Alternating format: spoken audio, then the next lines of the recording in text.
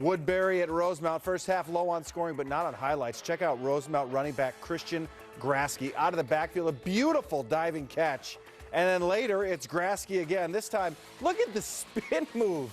Dusts a couple defenders for the big gain, but no score for either team in the first half. Rosemont and Woodberry played a game because they can, and they're trying to get as many competitions in as they can. Scoreless the first half. Vakar Pine with an interception for the Irish. Looks cold. They got on the board first and held on. Christian Grasky, a 7-yard touchdown run. Rosemont beats a good Woodberry team 9-7 at home tonight. It's Grasky again, and this time he cuts through, finds Paydirt for the touchdown. 9-0 Irish in the third quarter. The Royals would get on the board in the fourth. 4th and 15. Donald West, nice fade to Mac Lochner for the nice catch, but it is not enough as Rosemont wins tonight 9-7. Facing a 3rd and 14. Jordan Madrinsky, 22-yard pass for the first down. Then Riley Gruens is in at quarterback. Watch him find number 21, Jake Ratzlaff. 46-yard touchdown strike, and the Irish are in front. Next possession. Watch the fumble, and guess who's there to scoop it up? You got it, Ratzlaff. 43 yards on the defensive touchdown. Rosemont up 14-0. Direct snap to Miles Townsend. 19 yards for the Irish, and this first down. Then Jaden Washington, 18 tough yards on the ground, up the middle, and here they come. That would lead to a Leighton Simmering field goal, 32 yards out. He's one of the better kickers in the Metro, 17-0 Irish. Then they go back to work again. Gruens to Cedric Wall. Great catch, but the play is called back for holding. 30 seconds left. Gruens to Ratzlaff, down to the 22-yard line. And it would set up a field goal by Simmering from 40 yards out, and Rosemont's in front 20-0. Third quarter, here comes Champlin Park, punting on their opening possession. It's blocked by guess who? Ratzlaff. And it's recovered by Townsend. He takes it to the 9. Christian Grasky, their star. The Irish led 20-0 at halftime. They kept going in the third. Christian Grasky, a couple nice cuts on this touchdown, made it 27-zip. Our running back would score from 10 yards out, 27-0. By the way, Ratzlaff had 16 tackles on defense tonight. Kate Fitzgerald to Edmund Ocansey, 45 yards on this big pass play.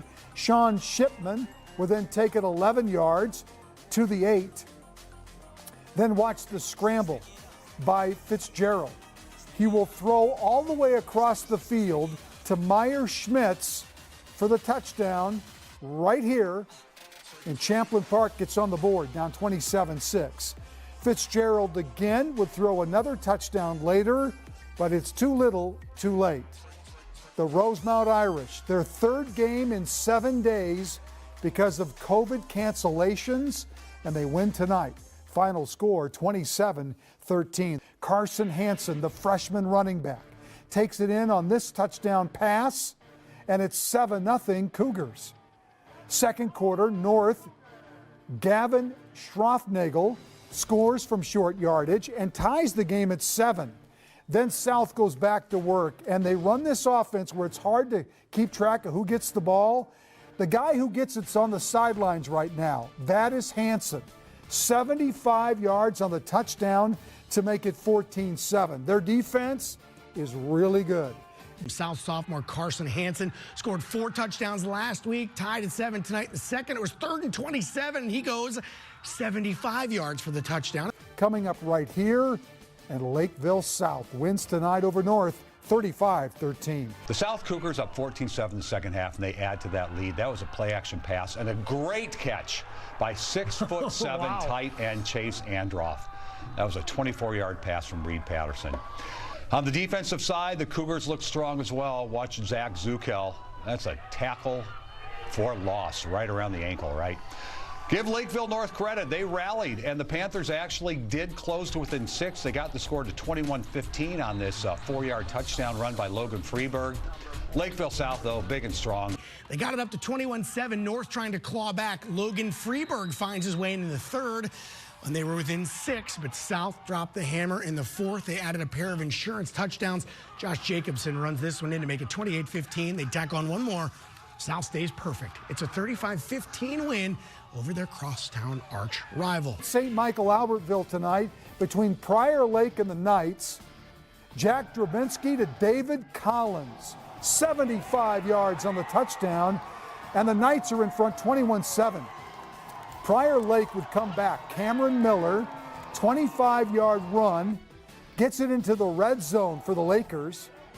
And from there, Tyler Shaver, no relation, would finish it off with a 5-yard TD run to make it 21-14. But the story of this game was Collins. Watch this. 50 yards on this touchdown run right up the, oh, what a move! 43-37, St. Michael-Albertville stays undefeated. Osseo, Maple Grove. In our home game, he finds the end zone. The Crimson get it moving. The Crimson keep it moving. Under that big full moon, Nate Elms, the quarterback, turns fullback in for the touchdown, and the Crimson's in front. Sawyer Scanson will track down right here the quarterback on this play.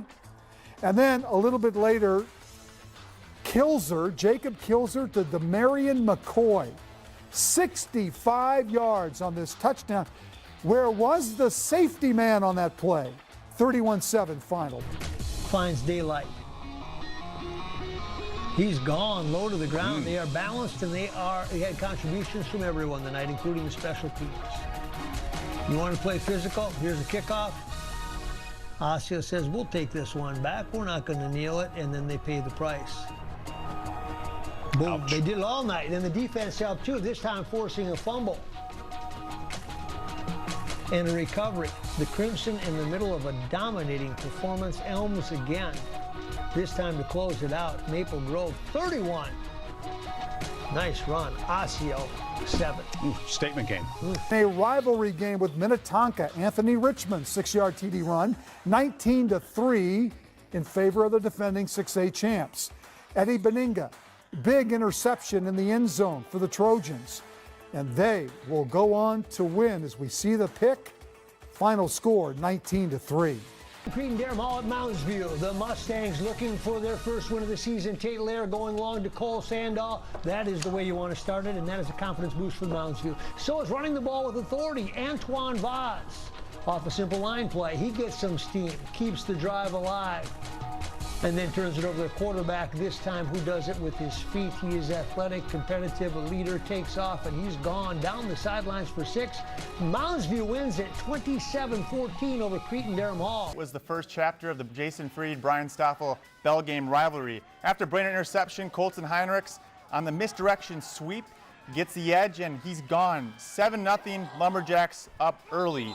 Ensuing Bemidji possession, Brett Donaldson connects with Matt Arell over the middle. A nice completion right there. Gets dragged down just a few plays later. That duo would connect again on a 4th down and 15. Arell able to get in for the score. Still in the first half. Jack still rolling.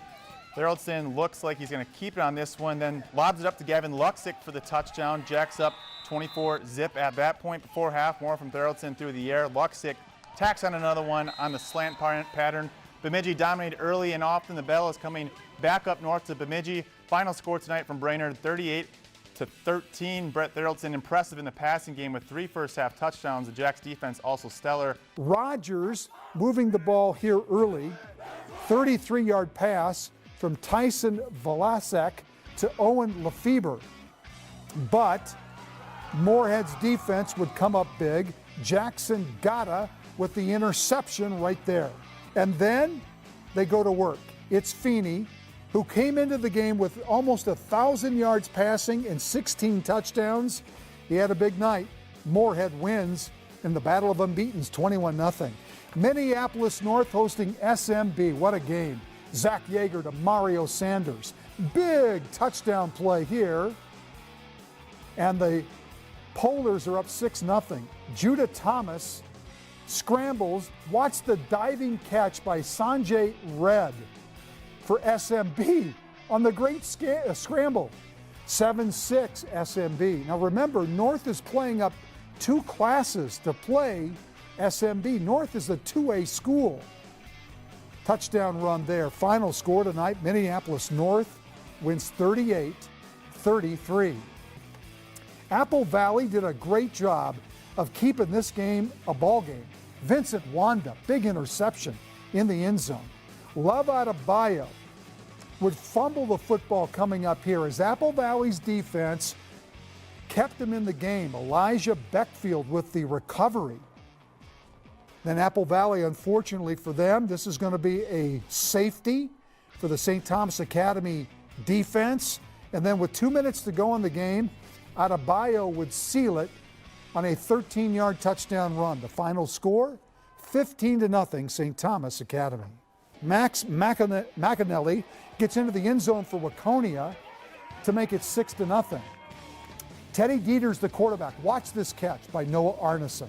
It is fantastic in the back of the end zone. Great concentration. There it is one more time. 26-6 the final. Orono, big win tonight. This guy tonight had the big night. Emmett Johnson, the running back.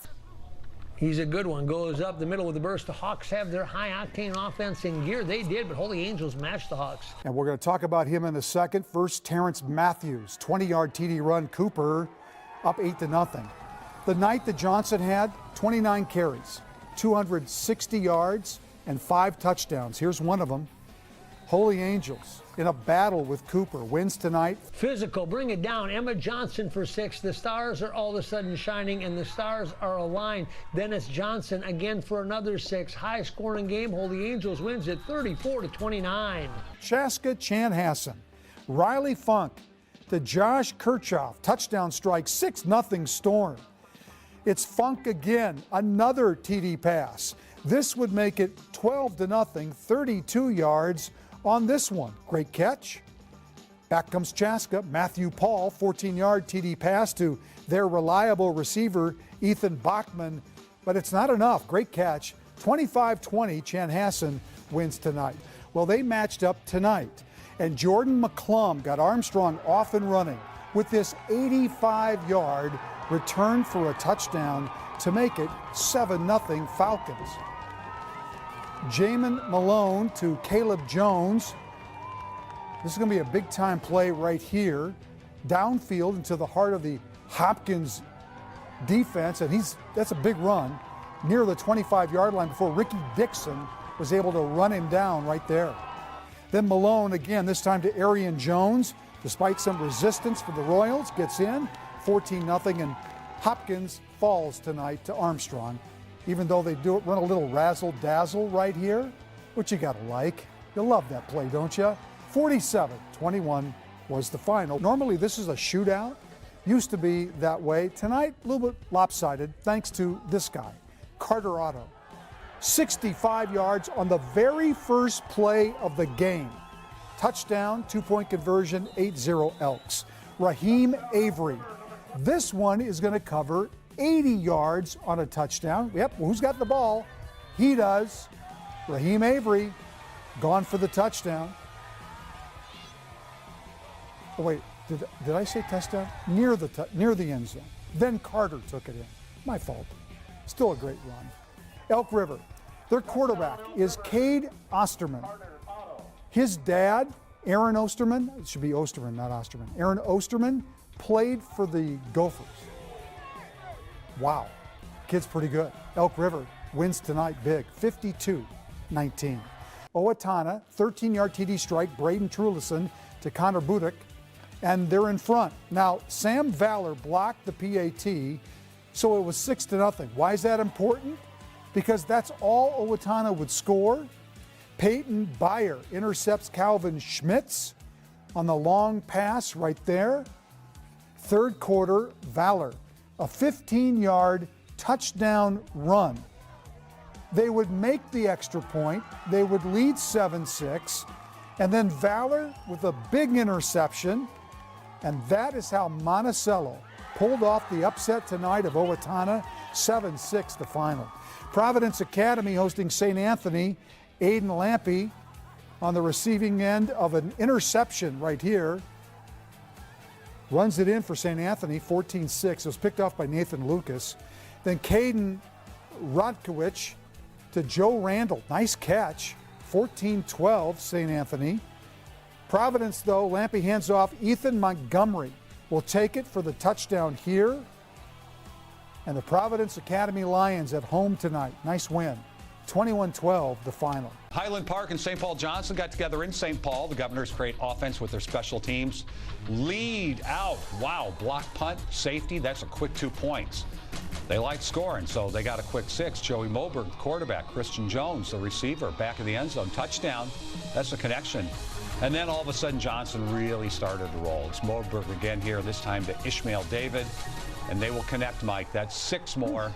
They executed at a pretty high level. Johnson 21, Highland Park 0. We've now come to expect this. The Minneapolis City Conference does not allow fans in the stands. They watch from the outside. They saw a pretty good show from Minneapolis Roosevelt against Minneapolis South. The Teddies, Isaiah Holloman picks off Daniel Avre. When they go deep, then the Teddies go deep. August Butler buys some time and unloads. And Taylor Jackson is on the other end waiting. Let her fly. He'll make his way to the end zone and upset Roosevelt Sun South 34-8 this afternoon. Class AA 6th-ranked Chatfield hosting top-ranked Caledonia. Folks, the Warriors are still the Warriors. Just before the end of the first half, quarterback Eli King finds Isaiah Reinhardt in the end zone. Caledonia with the 20-0 lead at the break. Third quarter, King will add to that lead using his legs. Watch him here. We've seen him do it in the open field. He can also get the job done in traffic. King in for the TD. Late third quarters, the Warriors pretty much put this one on ice, but they'd add another touchdown in the fourth quarter. King flush from the pocket. He'll let it fly downfield, and on the other end is Reinhardt hauling in the pass as Caledonia improves to 3-0 on the season. It's their 71st straight victory.